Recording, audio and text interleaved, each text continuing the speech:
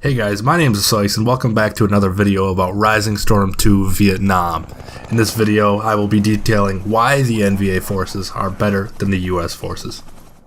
First up, it's just the fact that the NVA are faster than the Americans. They're lighter, they're more agile, and they don't wear as much equipment like the Americans do. I believe that is something that Antimatter Games wanted to put in their games, but I'm unsure if it was in the beta or not. I have not played the beta personally, I've just been watching videos and getting my information off of that.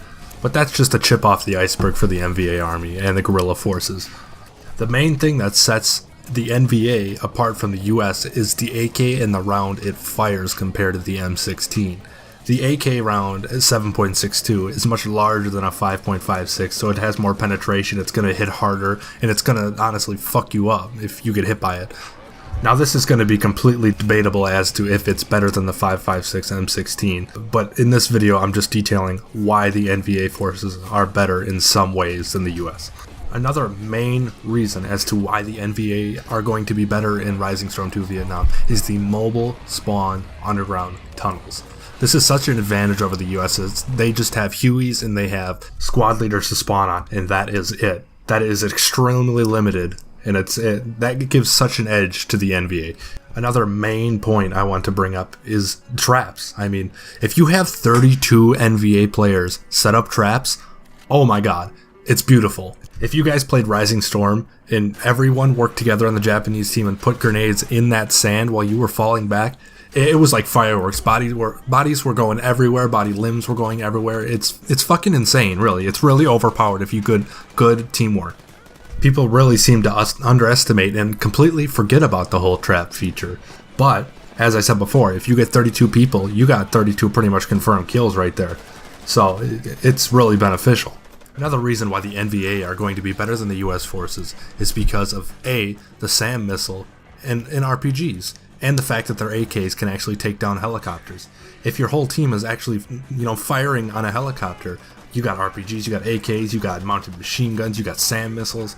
These helicopters aren't going to be worth shit, and it's going to drain their tickets if they actually use them for transportation. It's not going to be a pretty sight if you have a whole NVA team in cohesion working together. These helicopters are going to be absolutely nothing compared to everything the NVA have. They're irrelevant just about. Another reason that the NVA are also going to be better than the US forces is the fact that if they stay still and the enemy has a recon plane up, the recon plane won't spot them. It's like they're invisible. That's another perk to being an NVA soldier. My assumption is that most of these maps are heavily put towards the NVA because people have this common misconception that the US forces are just going to completely dominate the field due to, helicopters, less recoiled weapons, and just overall better equipment. But I honestly think that's a false fallacy. I think that the NVA are going to wipe the floor with the Americans in this game every single time. It's going to be like the Germans versus the Russians in Red Orchestra. Everyone knew the Germans were better. Everyone knew it. There was no question. But here, it's going to be the NVA. It's not going to be the US, as people seem to think. Alright guys, I want to know exactly which army you think is better and why in the comment section below. Alright guys, that's going to wrap up this video. If you guys liked it, hit that like button. If you disliked it, hit that dislike button. And go ahead and subscribe, guys. If you guys want to see my other video detailing exactly why the US forces are better than the NVA, go ahead and check that out. See you guys later.